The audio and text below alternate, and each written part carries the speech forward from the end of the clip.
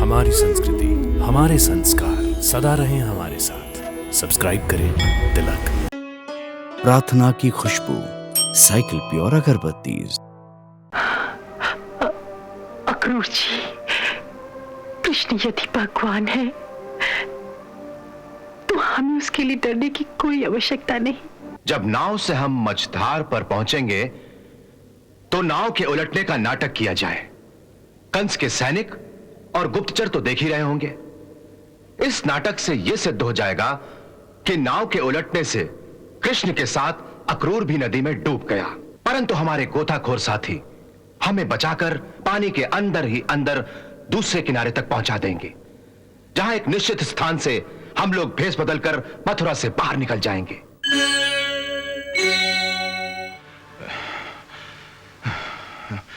आप नहीं जानती देवी, आप मुझे क्या करने को कह रही हैं।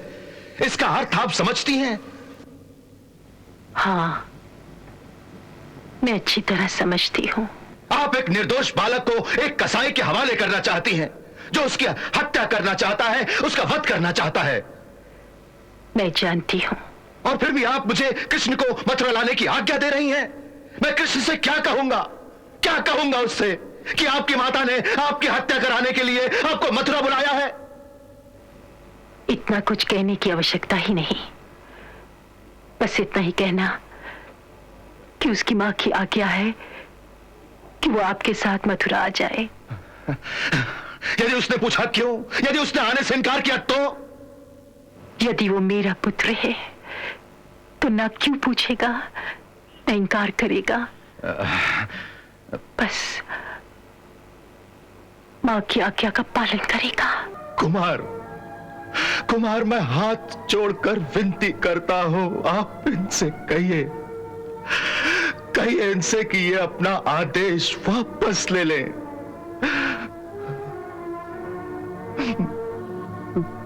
अक्रूर जी, हम आपकी भावनाओं का आदर करते हैं। देवी देवकी ने कंस को वचन दिया है और इस वचन का पालन करना इनका धर्म है, और पति होने के नाते इनके वचन पालन में सहायता करना मेरा धर्म है। भाभी, भगवान के लिए मेरी बात पर फिर से विचार करो। जो बाजी हम जीत सकते हैं भाभी, जो जीत सकते हैं, उसमें इस प्रकार हमें हार मत दिलाओ भाभी, हार मत दिलाओ। भाभी ये सोचो, जिसे आप कंस की पाप की भट्टी में झोंक रही हैं, उस बालक के बारे में प्रजा के हृदय में यह धारणा है, ये उसका तारनहार है। कृष्ण यदि भगवान है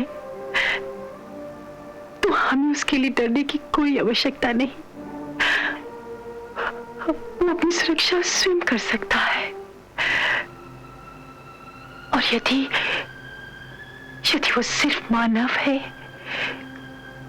केवल मेरा पुत्र है, तो ऐसे धर्म संकट की घड़ी में जब मुझे अपने पति और पुत्र दोनों में से केवल एक को चुनना पड़ा, तो एक पतिव्रता के धर्म को मानते हुए पहले अपने पति के जीवन के लिए अपना पुत्र बलिदान देना स्वीकार किया। यही मेरा धर्म था, और पुत्र होने के नाते यही उसका कर्तव्य है कि अपने पिता के जीवन के लिए अपना जीवन न्यौछावर कर दे। इसलिए अक्रूर जी, मेरी आज्ञा अटल है, उसका पालन किया जाए।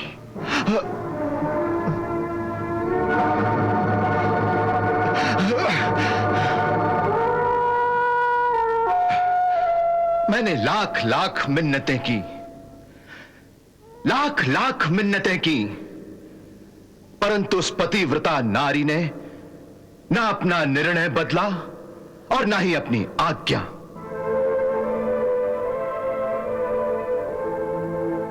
मित्रों, अब अपने स्वामी की आज्ञा का पालन करने के सिवाय हमारे लिए और कोई दूसरा रास्ता ही नहीं है।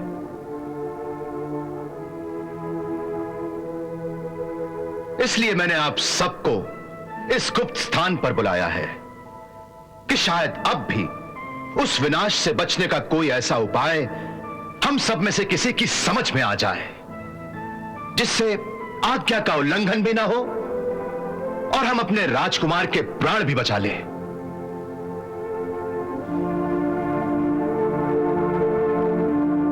हाँ, एक बात तो साफ है कि देवी ने केवल राजकुमार कृष्ण को बुलाने की आज्ञा दी है, तो हमें सबसे पहला कार्य तो यह करना चाहिए कि राजकुमार बलराम को शीघ्रातिशीघ्र वहां से निकाल कर किसी दूसरी जगह पर ले जाएं। इसे इतना सहज मत समझिए अक्रूर जी। इस बात का मुझे विश्वास है, जब आप गोकुल जाएंगे तो कंस आपकी प्रतीक्षा में चुप नहीं बैठा रहेगा। उसके सैनिक छुपे छुपे या खुले बंदों न केवल गोकुल को ही घेरा डालेंगे, बल्कि आप जिस मार्ग से आने वाले हैं उस मार्ग पर भी उनकी पूरी पूरी दृष्टि रहेगी, क्योंकि आप कृष्ण को लेकर भाग न जाएं। बिल्कुल ठीक कहा आपने, बिल्कुल ठीक।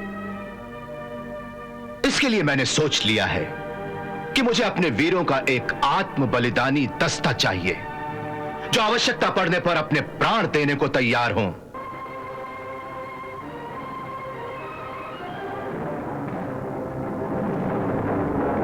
उस आत्म बलिदानी दस्ते की 3 टुकड़ियां होंगी। पहली टुकड़ी राजकुमार बलराम और उनकी माता देवी रोहिणी को रातों रात गोकुल से निकालकर अपने गुप्त सैन्य शिविर तक पहुंचाएंगी। उस दस्ते की दूसरी टुकड़ी जो यमुना के उस किनारे मेरे आसपास रहेंगी, जो राजकुमार कृष्ण के अंगरक्षक होंगे। यदि रास्ते में कंस के सैनिकों ने कृष्ण पर हमला करने की कोशिश की, तो वो कंस के सैनिकों से टक्कर लेकर हमें राजकुमार कृष्ण को वहां से निकल जाने का अवसर प्रदान करेंगे। उस दस्ते को निश्चय ही अपने प्राण देने पड़ेंगे। और तीसरी टुकड़ी की युवक यमुना के दूसरे किनारे मेरे संकेत की प्रतीक्षा करेंगे।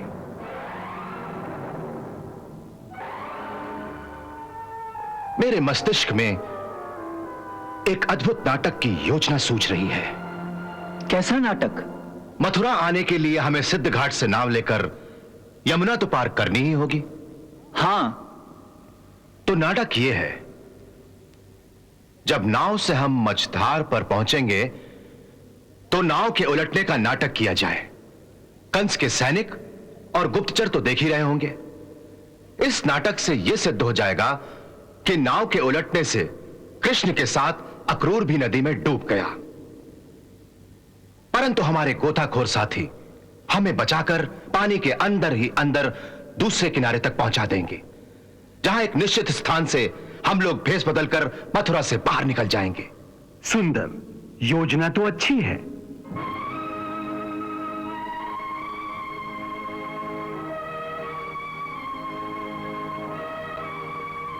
मरने वाले दस्ते में सबसे पहले मेरा नाम लिखिए। मेरा नाम भी मरने वालों में लिखिए। मैं और मेरा पुत्र उसी बलिदानी दस्ते में रहेंगे। हमारा नाम भी, हमारा नाम भी, हमारा नाम भी, हमारा नाम भी, हमारा भी, हमारा नाम भी, हमारा। यादव वीरों की यही शान है, जब बलिदान का समय आए तो पंक्तियों में सबसे आगे खड़े रहते हैं। धन्य है आप लोग, धन्य है, धन्य है, धन्य है।